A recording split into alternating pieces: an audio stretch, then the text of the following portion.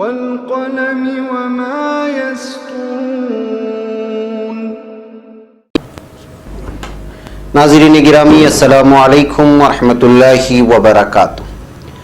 सीधी बात के ताज़ा तरीन खबरों में आप लोगों का इस्तकबाल है। आइए सबसे पहले आज की सुर्खियों पर नजर करते हैं। BSF नौजवान की जमानत पर रिहाई की अर्जदास्त हाईकोर्ट में दाखिल। जम्मू कश्मीर श्रीनगर में आतिशज़दगी से 8 मकानात खाकस्तर। शिवसेना लीडर संजय रावत को सीने में हुई शदीद तकलीफ, अस्पताल में दाखिल। तौहीद का फलसफा, इस्लाम की रूह और मसावात ने उसे तक़वियत बख्शी, स्वामी अग्निवेश का बयान। उत्तर प्रदेश खंडर में तब्दील होती जा रही है, करोड़ों के अखराजात से बनाई गई मंडियां। अलीगढ़ में राजा महेंद्र प्रताप सिंह यूनिवर्सिटी कायम करने का फैसला। काश कोई मोदी को भी बताया कि सब चंगासी नहीं है, कांग्रेस का बयान। 10 साहिली रियासतों में स्वच्छ निर्मल तट अभियान शुरू। साइक्लोन तूफान बुलबुल से मगरबी बंगाल में 10 लोगों की मौत। महाराष्ट्र में सियासी ड्रामा जारी, शिवसेना के बाद गवर्नर ने एनसीपी को दी हुकूमत साजी की दावत। नंगहार में दाइश को शिकस्त दे दी है, अफगान अफवान का बयान। आइए मिलजुल कर मुल्क को सरसब्ज बनाते हैं, सदे दुआ। दाइश के गैर मुल्की कारिंदे तुर्की ने मुल्क बदर करना शुरू कर दिया। शाम में अमेरिका के 500 से 600 तक फौजी मौजूद रहेंगे, नार्क मिली का बयान। इराक में पुरतशद्दुद वाक़यात और हलाकतों का सिलसिला जारी। अफगानिस्तान इंतखाबी नताइज के ऐलान से कुछ देर कबल दोबारा गिनती का ऐलान कर दिया गया। नाज़रीन गिरामी, अस्सलामु अलैकुम वरहमतुल्लाहि वबरकातुहू। सीधी बात की ताज़ा तरीन खबरों में आप लोगों का इस्तकबाल है। नाज़रीन, मैं अंसार अजीज़ नदवी आज की ताज़ा तरीन खबरें लेकर आप लोगों की खिदमत में हाजिर हूँ। तफसीलात में जाने से पहले आपको इत्तला कर दूँ कि आज के दोनों प्राइम टाइम शाये हो चुके हैं, जो दोनों अहम मौज़ूआत पर मुश्तमिल हैं और तबसरा किया गया है। जिन लोगों ने अभी तक नहीं देखा है, जाएँ देखें और दूसरों तक पहुँचाने की ज़रूर कोशिश करें। और सीधी बात के 1 मिलियन सब्सक्राइबर्स के हमारे मिशन में जुड़कर दूसरों को जोड़ने की ज़रूर कोशिश करें। बैगे नाज़रीन, आइए सबसे पहले आज की खबर है मुंबई से। बॉर्डर सिक्योरिटी फोर्सेस BSF से ताल्लुक़ रखने वाले महाराष्ट्र के लातूर शहर के एक मुस्लिम नौजवान को गुज़िश्ता साल पड़ोसी मुल्क पाकिस्तान के लिए जासूसी करने के इल्ज़ामात के तहत गिरफ्तार किया गया था, जिसकी जमानत पर रिहाई की दरख्वास्त जमीयत उलमा महाराष्ट्र के तवस्सुस से चंडीगढ़ हाईकोर्ट में दाखिल कर दी गई है, जिस पर समाअत जल्द मुतवक्के है। इस ज़िम्न में जमीयत उलमा महाराष्ट्र कानूनी इमदाद कमेटी के सरबराह गुलजार आज़मी ने मुंबई में अखबार नवीसों को बताया कि मुलजिम रियाजुद्दीन शेख, जो हिंदुस्तानी फौज के शोबे BSF में अपनी खिदमत पेश कर रहा था, को नवंबर 2018 में पाकिस्तान के लिए जासूसी करने के इल्ज़ामात के तहत गिरफ्तार करके उसे जेल में कैद किया गया और उसके बाद उसे मुलाजिमत से फ़ौरन मुअत्तल कर दिया गया था। उन्होंने मजीद बताया कि मुलजिम की गिरफ्तारी के बाद मुलजिम के अहले खाना ने इसकी जमानत पर रिहाई की बहुत कोशिश की, लेकिन उन्हें कामयाबी नहीं मिली। इसके बाद मकामी जमीयत उलमा के तवस्सुस से मुलजिम के अहले खाना ने रियासती जमीयत उलमा से राब्ता कायम करके इनसे कानूनी इमदाद तलब किया और कहा कि रियाजुद्दीन बेकसूर है, लिहाजा उनको कानूनी रहनुमाई की जाए और जमीयत ने ये जिम्मेदारी अपनाई। अब खबर श्रीनगर से। जम्मू कश्मीर के गरमाई दारुल हुकूमत श्रीनगर में शदीद आग लग जाने से 8 मकानात जलकर खाकस्तर हो गए हैं। सरकारी ज़राए ने पीर को बताया कि आग श्रीनगर की तिब्बती कॉलोनी में इतवार को लगी। आग इतनी शदीद थी कि फायर ब्रिगेड एहलकारों के जायक़ा पर पहुंचने से कबल ही गर्दनवाह के इलाके में भी फैल गई। उन्होंने बताया कि आग की लपेट में आने से 8 मकान बुरी तरह तबाह हो गए। आग लगने की वजूहात का अभी तक पता नहीं लगा पाए और इसमें किसी जानी नुकसान का फिलहाल कोई इत्तला नहीं है।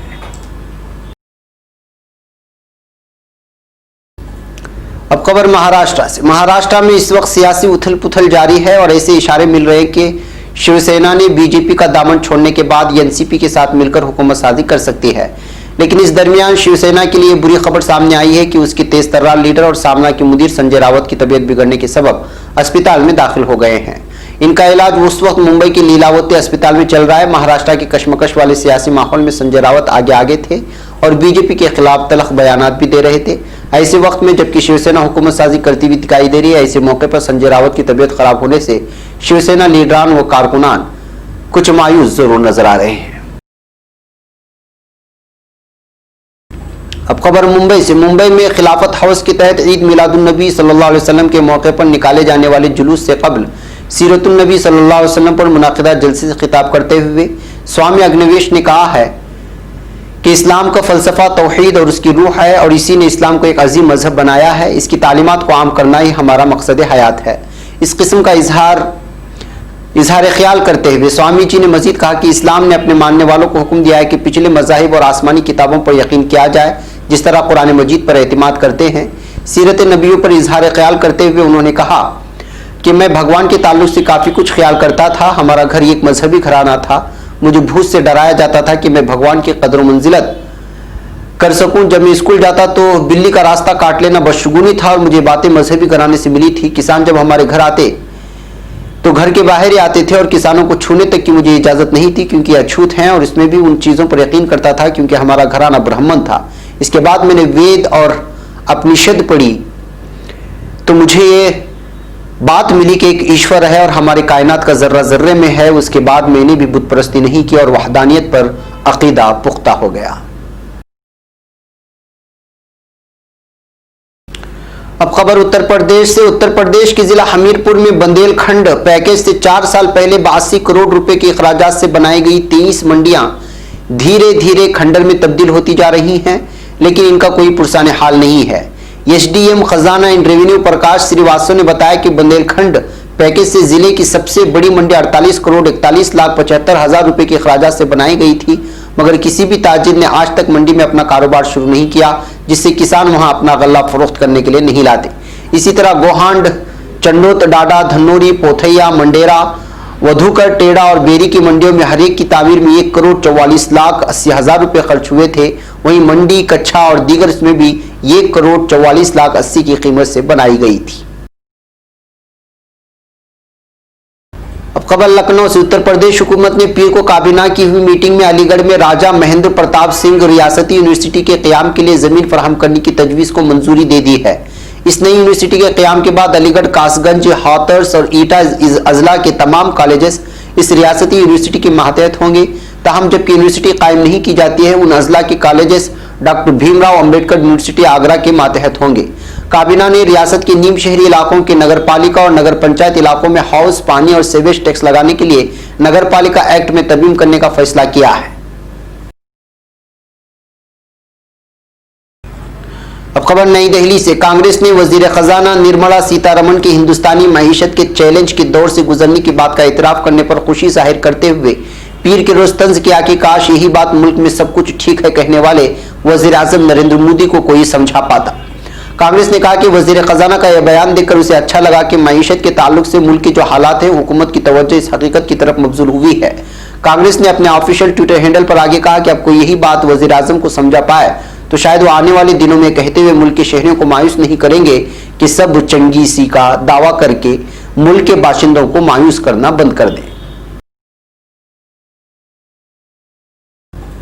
अब खबर नई दिल्ली से। साहिल को साफ सुथरा बनाने और उसके लिए लोगों में बेदारी पैदा करने के मकसद से माहौलियात, जंगलात और मौसमियाती तब्दीली की वजारत ने पीर से स्वच्छ निर्मल तट अभियान की शुरुआत की है। एक हफ्ते की यह मुहिम 10 रियासतों और मरकज के जेर इंतजाम इलाकों के 50 चुनिंदा साहिलों पर 17 नवंबर तक चलाई जाएगी।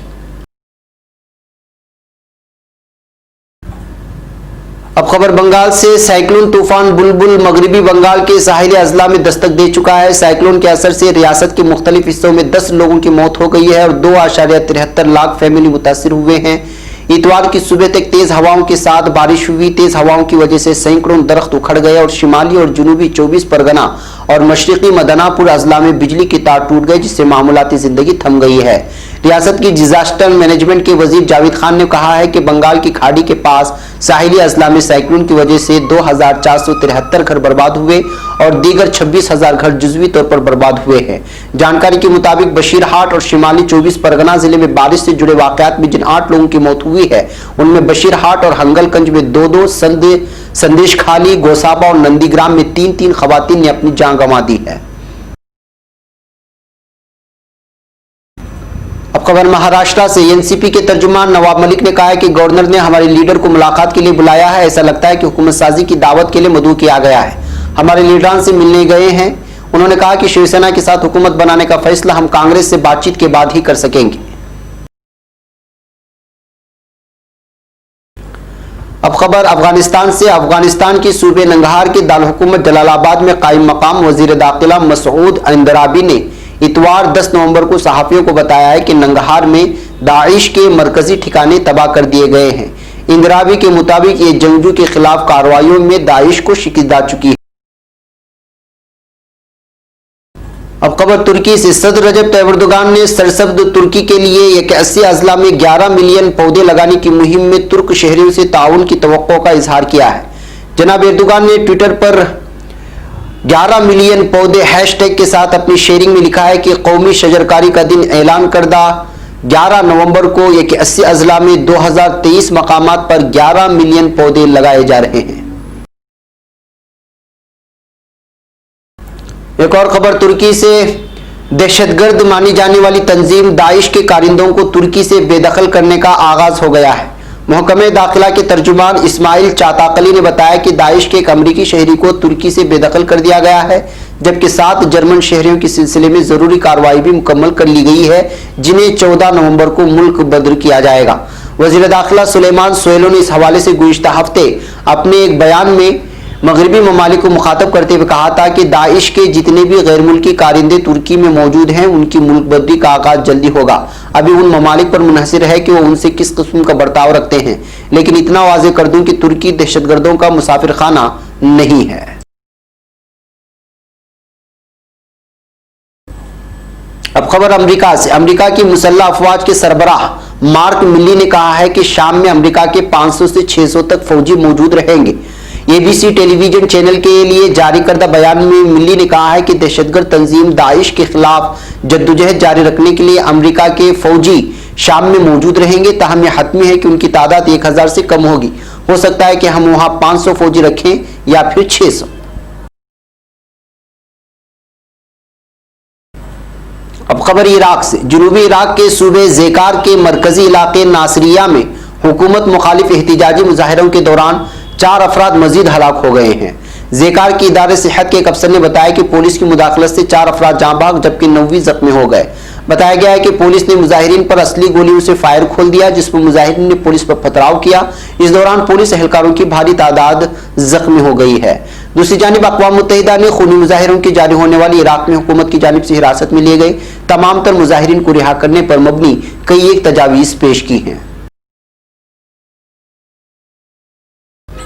अब खबर अफगानिस्तान से। अफगानिस्तान में 28 सितंबर को मुनाकिदा सदारती इंतखाबात के नताइज के ऐलान से कुछ देर पहले इंतखाबी कमीशन ने वोटों की दोबारा गिनती का ऐलान कर दिया है।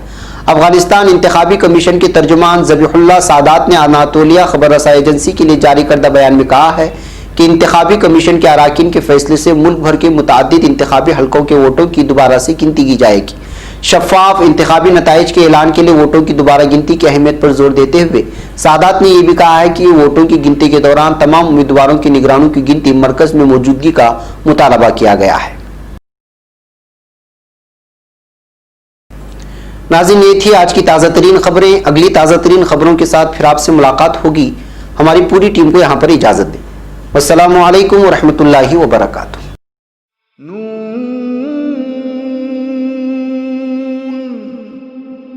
वल क़लम वमा